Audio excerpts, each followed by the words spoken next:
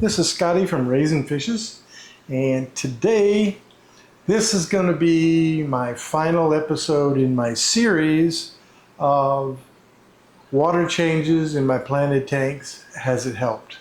So in this series, or final episode, or whatever you want to call it, we're just going to go through what started it, what have I done, and what are the results. So let's get into it.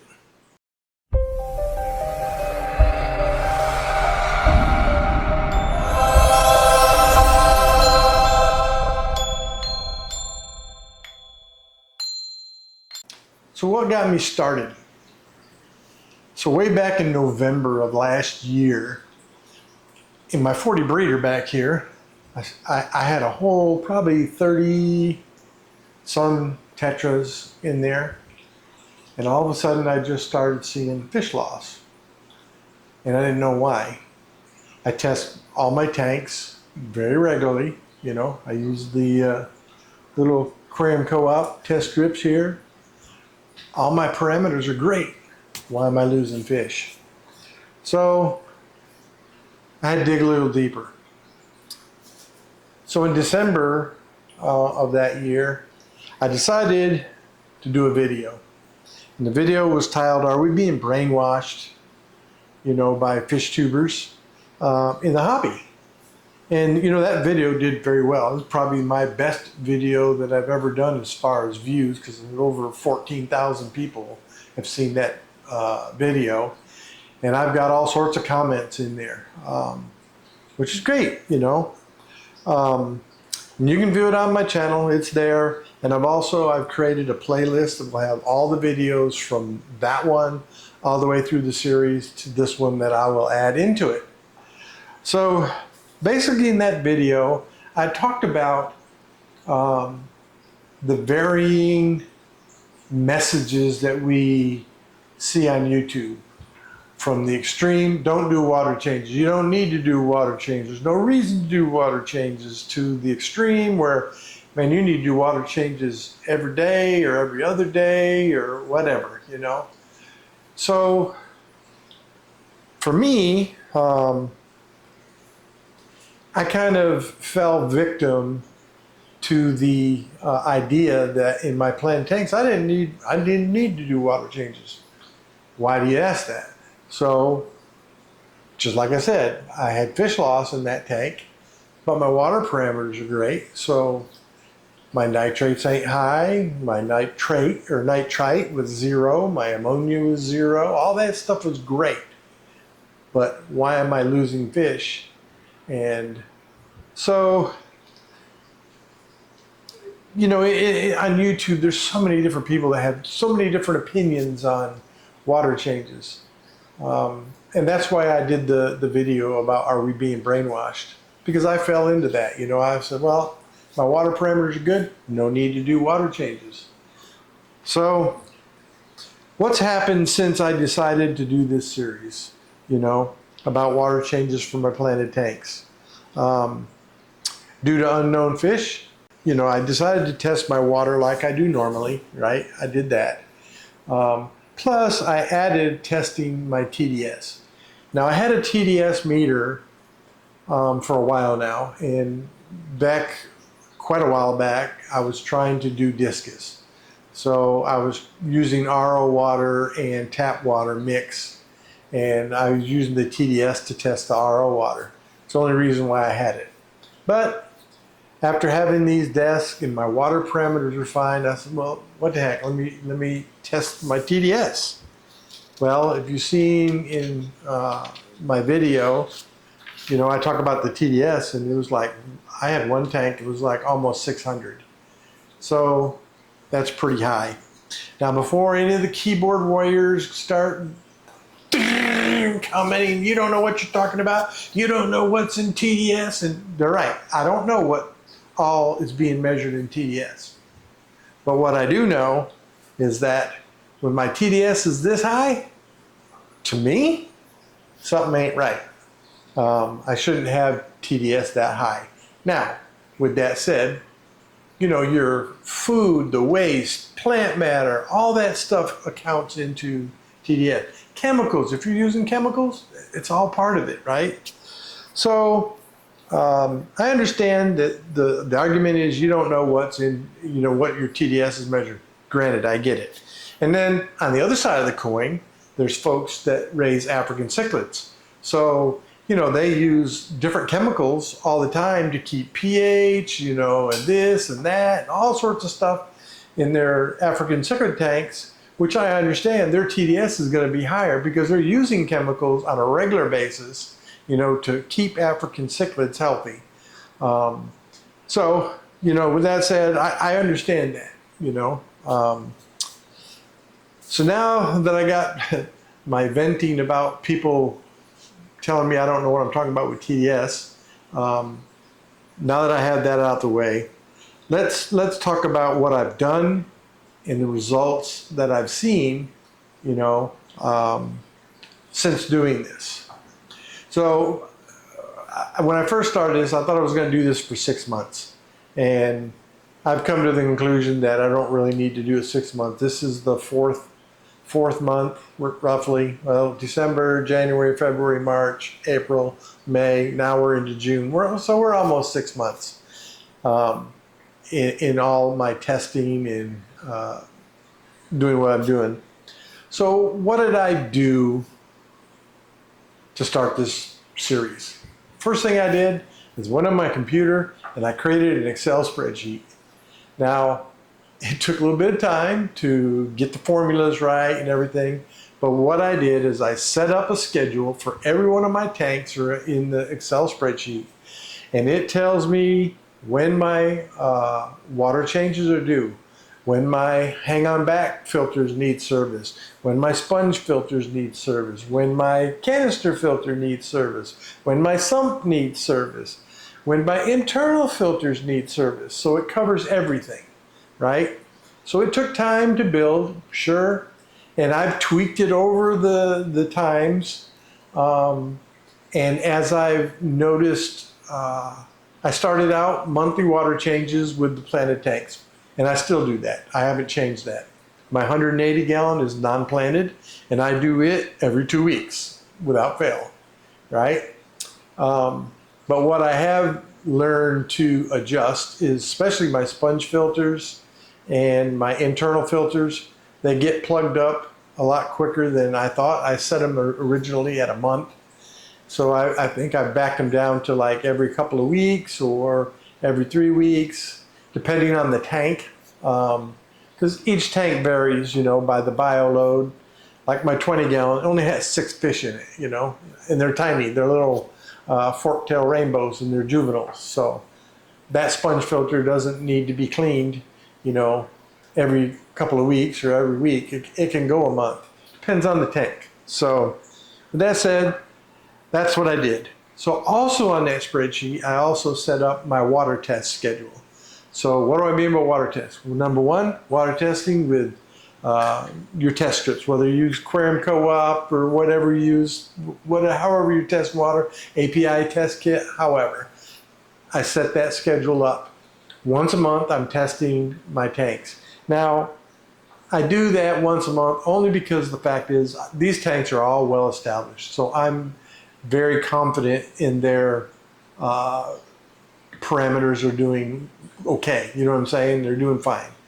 If you have a newer tank and you're trying to get it cycled or whatever, you may need to test it more often than I do. So just bear in mind, you know your tank better than I will, so you know how often you need to test it.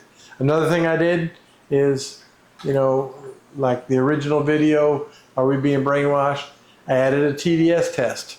So what have I noticed with my TDS levels? So let me just share with you the overall results of what I've seen over these past 5-6 months by doing water changes in my planted tanks. So by doing this, first of all, I haven't had any deaths in any of my tanks since doing water changes regularly on my planted tanks. Nothing. All my fish are healthy and doing fine. My water parameters, even before I started this water change regimen, when I was just topping off, when I tested my water with the Aquarium Co-op test strips, my water parameters were always good. That's what led me to not doing water changes, because I thought, hey, parameters are good, I don't need to do water changes. So that has really never changed. That's still the same today. If I test them, my water parameters are still good. So that really never changed. However, TDS levels on my tanks have pretty much dramatically dropped. I'm averaging, and I'm going to say 100 plus more points per tank. TDS has dropped. You know, like I say, I was almost 600 in one tank, and now my average tanks are running between 250 to 300 ppm of TDS, which to me, that's acceptable for me. I don't use chemicals in my tanks other than water changes. I add, the Seachem Safe or Fritz Complete, whatever I have at the time. But as far as in my planted tanks, I'm not using fertilizers or any kind of other chemicals. I haven't had any sicknesses. That's another thing that's happened with the water changes. I haven't noticed any illness in fish, no ick, no anything, So that's another good thing, with water changes. Another thing I'm seeing is I'm having some unexpected breeding. My 29 gallon. A while back, my plecos. Now, granted, people say, well, plecos breed like crazy. Well, I've never had plecos breed ever on me until now. And it was totally unexpected. Didn't know it was happening. I looked up one day and I got baby plecos on the glass. I'm like, holy crap. So that was one benefit, I think the water changes has helped keep the water cleaner and clearer and cause them to decide to breed. My 40 breeder, just recently, my Empire Gudgeons, they bred. I tried to raise the fry up. I had literally thousands and thousands of babies. They all died, within 2 days, because they were the tiniest fry I've ever seen in my life. They were super micro babies. And so that's another thing that water changes do. I know in my 180 gallon, and I've seen this over the years, water changes help spur my cichlids into breeding. My Severums, they tend to want to breed after water changes. I have some redhead Tapajos right now that they are actually, right as I'm speaking, acting like they're trying to breed. They've been doing this for a few days now. So I suspect at some point I may see some eggs, and if I do, I want to capture those eggs because I would love to raise up some redhead Tapajo fries. But they laid eggs once before, several months ago, and they ate the eggs the next day, or something ate the eggs, one of the other fish, so whatever. The other issue, like I say, I haven't seen any disease in any of my fish. The fish are all healthy and they're doing great. Water clarity. So my tanks, water, they're all crystal clear. By changing water, you're pulling out, waste and hormones that fish have that put in there. Fish produce hormones, certain fish, and it can actually stunt the growth of other fish of that breed. By putting these hormones in there, it's slowing down the growth of others, especially like in discus or something like that. But, water changes help remove that. So that's another good point. Well, so let's get to the final assessment, for me. So changes are 100% needed, water changes. With that said, your tank better than I do, and I know my tanks better than you do. And it's totally up to you whether you do water changes or not, and the frequency. How often do you need it?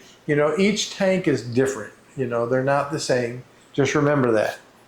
And for those of you that are on the bandwagon of, I don't need to do water changes, and I can only say at some point, if you start seeing fish loss or fish disease, think about what I'm saying here.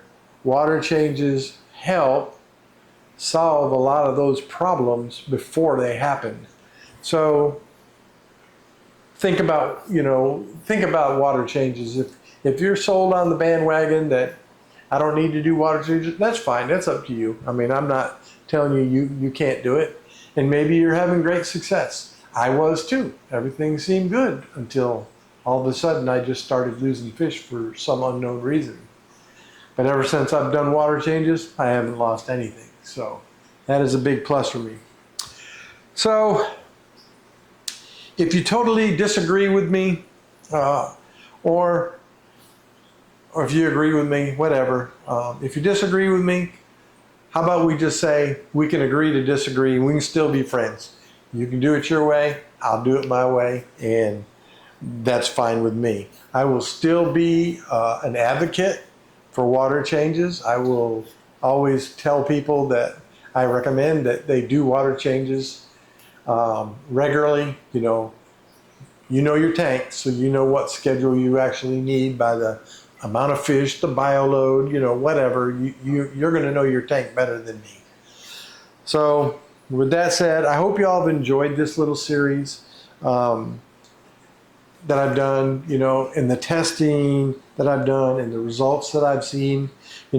Check out the playlist I got. If you missed any of it, I'll add it to the end of this video. You'll be able to click on the playlist. It'll have all the videos in there from the very beginning one that started this whole thing is, Are We Being Brainwashed? That's the first one, and then you'll see series 1, 2, 3, and then this is the 4th one. So you can watch them all and just see the progress that I've gone through with the water change. I hope that this series has helped somebody understand better why I personally do water changes. And why I will continue to recommend water changes to anyone that asks. I just think it's a very needed process. Anyhow, I want to thank you all for watching. I appreciate you, every one of you, and we'll see you on the next video down the road. Enjoy. Thank you for watching.